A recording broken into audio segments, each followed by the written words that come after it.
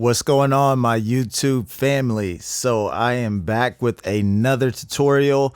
I've got a lot of questions regarding mastering, my mastering chain, how do I set up the session, things like that. So just so happens I'm mastering a record for iTunes and Spotify right now. So or at least I just finished up. So I wanted to show you guys the process.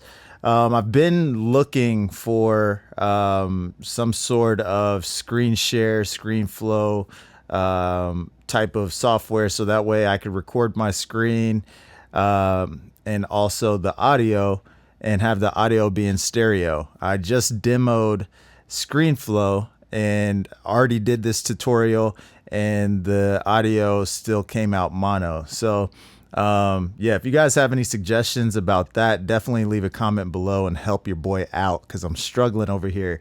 So this tutorial, just like the my last ones have been, this is going to be in mono. I apologize, but definitely just look at the steps that I take, the processes, how I set up the session, and you know, take that for your own mastering sessions. So again, I consider myself a mix engineer, not necessarily a mastering engineer. I know a little bit about mastering, and I do get hired to master pretty often, actually.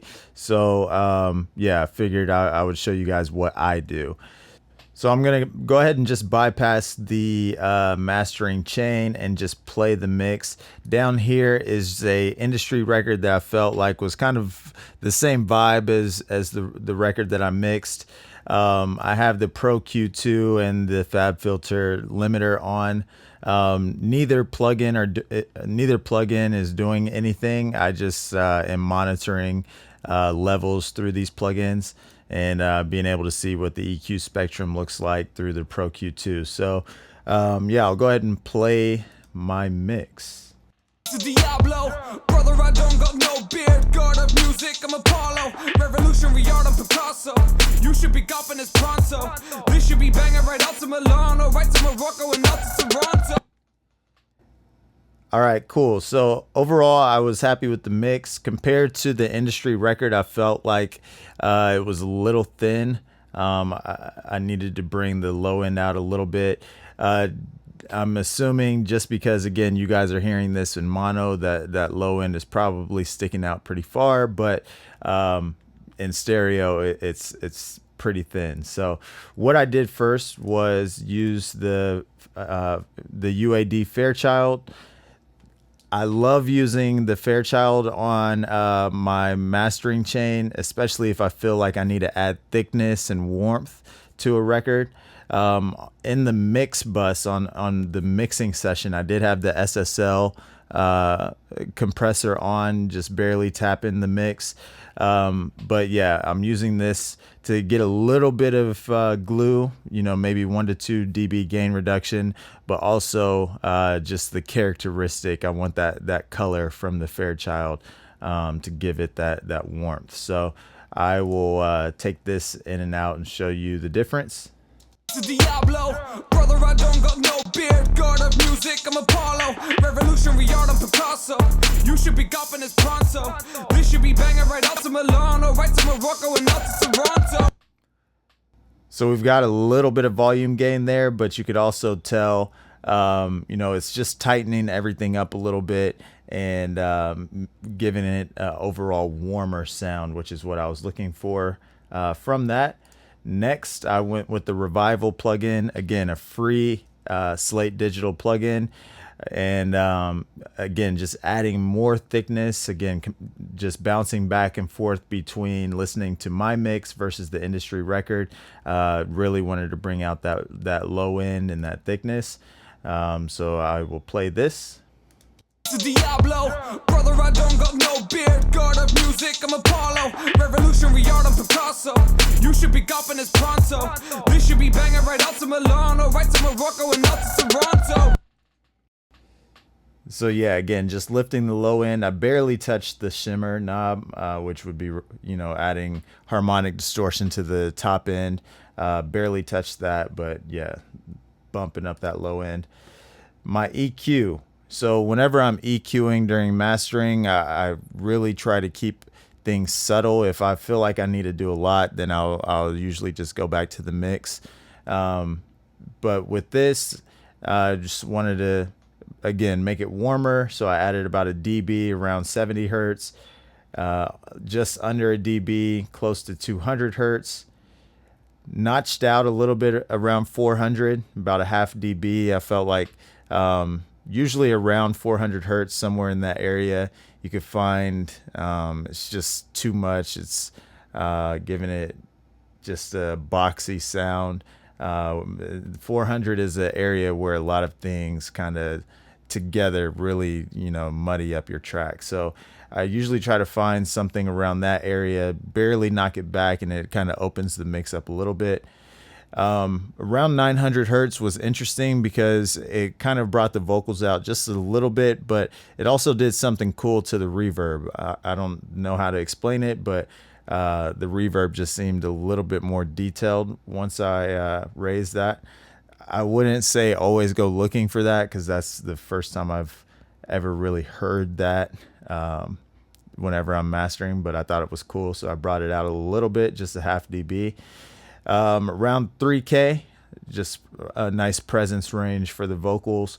Then I knocked back around 12K. I felt like the hi-hats were doing a little too much. They were poking out a little too much for me, so I knocked that back just a little bit.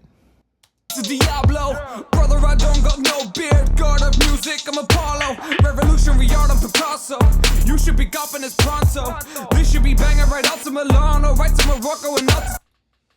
So really subtle movements, but you can definitely tell once I brought the EQ in, things kind of just opened up and felt more alive. So, that's really what mastering is, a bunch of gentle moves that really, overall, everything added together makes it, gives it that polished, finished sound. And the last plugin that I used was the FGX mastering plugin from Slate Digital. At first, I was just planning on using the limiter. I felt like, the compression sounded good. But, whenever I was messing with the limiter and trying to get the loudness that I wanted, the low end was, it just wasn't controlled enough. I wasn't able to get the loudness that I wanted without crunching that bass and the kick. So I went ahead and engaged the compressor and set it so that way it's just knocking back those two elements just a little bit, and that overall allowed me to get a louder song. Diablo, brother, I don't got no beard. God of music, I'm Apollo. Revolutionary art, I'm Picasso. You should be copping this pronto. This should be banging right out to Milan, or right to Morocco and out to Toronto. Okay, and again, I didn't make these moves blindly. I reference. That's why it's important to have a reference track so you can bounce back and forth, and it gives you an end goal to shoot for. Again, I do apologize about this being in mono. Definitely, again, if you guys have any suggestions or know of a good software to use, leave that in the comment box below, and I'll definitely check those out. But yeah, this is how I set up my mastering chain. Typically, again, the most important part is the reference track. But yeah, I'll just have the mix. I'll import the mix on its own track, route that to an aux track and title it master. That's where I do my processing. Then it's just going out the master out channel. New vlog coming tomorrow. I appreciate you guys rocking with me. The community just continues to grow and grow and grow. If you guys need any mixing or mastering done, hit me up, www.mixedbyjordan.com. There you are able to see all of my pricing and contact me if you're interested in anything. A lot of you guys have hit me up for mixing, and I appreciate it. You guys are helping me keep the lights on around here, and the business is continuing to grow. So yeah, I just thank you guys. I love you guys, my fam, and yeah, I will catch you guys in the vlog tomorrow. Give this video a thumbs up if you dig it, and peace. This is the life of Pablo. I am the face of Diablo. Brother, I don't got no beard. God of music, I'm Apollo.